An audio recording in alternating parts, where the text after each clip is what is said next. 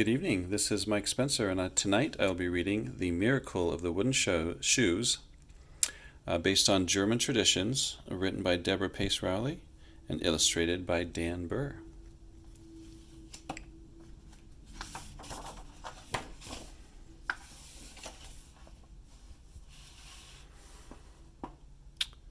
Walter looked sadly out the window. Tomorrow was St. Nicholas Day, December 6th. Tonight, every German child would set out wooden shoes and wait excitedly for St. Nicholas to fill them with candy, nuts, and little toys. Every German child, that is, but Walter. Walter was 10 years old, and he didn't want to put his shoes on the doorstep. He couldn't fill them with carrots and straw for the horse of St. Nicholas. Not this year. This year his father was sick. Walter watched the doctor and his mother after every visit. Their mouths would pinch together in tight lines, and they would whisper in the corner of the room. Mother didn't say it, but Walter knew father was dying. From the day father collapsed in front of the house, after staggering home from work, Walter had tried to act grown up. He searched for hours for a few dry sticks for firewood. He hoarded the candle stubs his teacher discarded at school. He held baby Erica, trying to soothe her listless crying. He dug for forgotten carrots and turnips in the frozen ground of the garden until his fingers were bloody.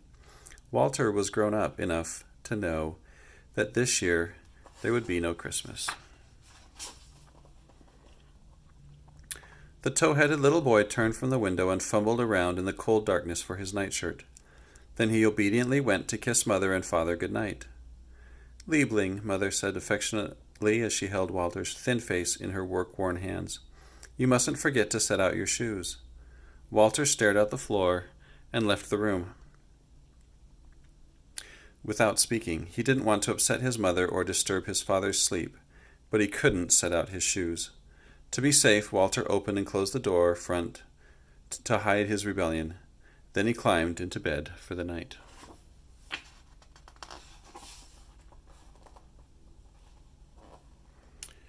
Early the next morning, Mother called from the kitchen. "Walter, schnell, quick, come and see your wooden shoes." Walter pulled his shabby coat over his nightshirt and hurried to stand by his mother in the bitter cold of the open door. There on the doorstep were his shoes. In his right shoe was a scroll, a yellow roll of parchment tied with a festive red ribbon. In the left shoe were candles of all shapes and sizes. There were enough candles for Mother to finish her sewing at night, even enough candles for a proper Advent wreath. Walter grabbed the shoes and carried them breathlessly into the kitchen. He placed them on the table next to his bowl of gruel and looked at his mother. Her face was filled with wonder. She could only shake her head at his questions. No, she didn't know who had filled the shoes. She said it was a miracle. Walter carefully untied the red ribbon and unrolled the parchment scroll. The fragile paper shone in the light streaming through the frosted window. "I am the light of the world. He that followeth me shall not walk in darkness, but shall have the light of life." John 8:12. Walter read the scroll again and looked at his mother. Tears rolled down her cheeks.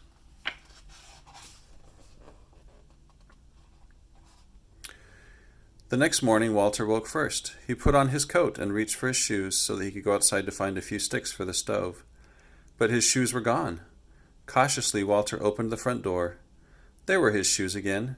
The right shoe held a second scroll tied in a red ribbon. The left shoe was filled to overflowing with sticks, and more wood was stacked against the wall of the house.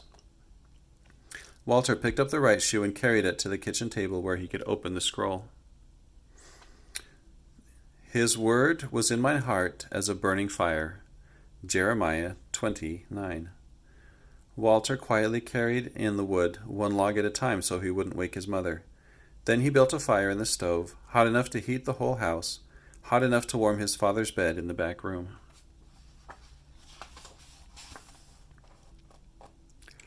The third day of the miracle, Walter waited in bed until his mother was asleep.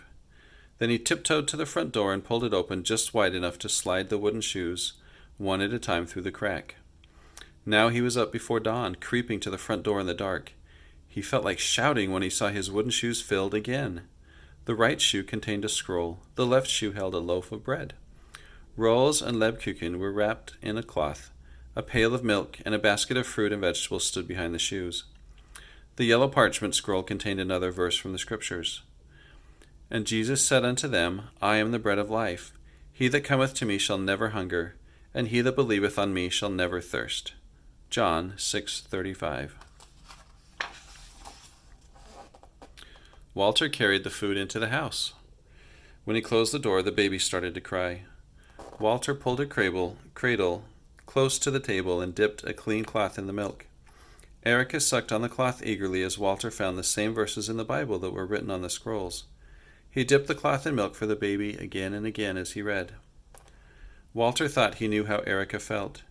He couldn't get his fill of the Scriptures.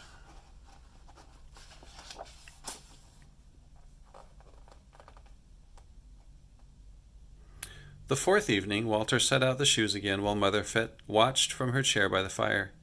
She smiled and began to hum the simple melody of Stille Nacht. After he climbed into bed, Walter could hear her peacefully humming until he fell asleep. The next morning, the shoes were empty. Walter's father was getting worse, even with the warmth and the food in the house. His body was burning with fever and racked with coughing fits. He didn't open his eyes even when Walter sat on his bed and stole closer to softly stroke his cheek. But that same day there was a knock on the door. On the porch were two tall American missionaries. Walter had seen them in town. When they looked longingly at the warm fire, Walter knew that he should let them in. One of the missionaries reached into his satchel and pulled out a small parchment scroll tied with a red ribbon. Mother and Walter looked at each other in surprise as the missionary began to read. I am the resurrection and the life. He that believeth in me, though he were dead, yet shall he live. And whosoever liveth and believeth in me shall never die. John 11:25-26. Walter jumped to his feet and pointed at the scroll.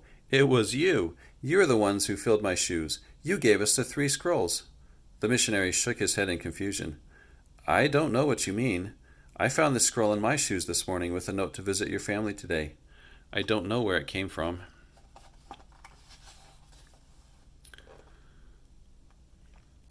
Mother pulled Walter back down beside her. I think we must listen to what the Americans have to say. The missionaries taught Walter and his mother about a prophet named Joseph Smith, who had restored Christ's true church to the earth. Along with the truths of the gospel, Joseph Smith had received the keys of the priesthood. One of the elders said quietly, I understand that your husband is not well. With your permission, we have come to use the priesthood to bless him. Mother led the missionaries to the back of the house. Walter watched as the elders put their hands on his father's head. The missionary blessed Father through the healing power of Christ, given to all those with faith in him. Walter felt his heart begin to pound. He had read in the Scriptures about the miracle of Jesus as he healed the sick. Walter knew that Jesus could make his father well. The missionaries finished their blessing. While Mother saw them to the door, Walter stayed in the back bedroom, staring at his father's face. After several minutes, Father opened his eyes, smiled weakly, and reached out his hand to Walter. The missionaries returned many times during the next few weeks to teach the family. Father grew stronger every day. Walter became a member of the Church of Jesus Christ of Latter-day Saints on Joseph Smith's birthday, December 23rd. He was baptized in the freezing water of a river near town. Mother worried that Walter would become sick from the cold, so after the baptism, the missionaries took his hands and ran home with him along the bank of the river. Walter felt warm inside with feelings that had nothing to do with running.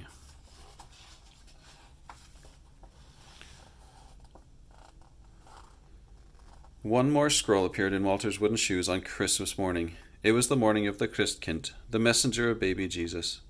The right shoe contained a yellow parchment scroll tied with a red ribbon, and the left shoe was filled with candy, marzipan, and chocolates. Walter carried the wooden shoes into the house. Father was standing in the room holding Erica. She laughed and clapped her hands as she looked at the candles glowing from the branches of a real Christmas tree. Walter beamed as his father unrolled and read the scroll.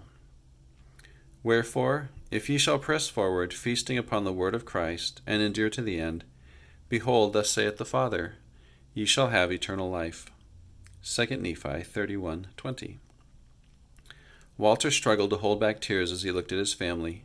Jesus Christ knew and loved them. This was the miracle, sweeter to Walter than all the chocolate in his wooden shoes. The end.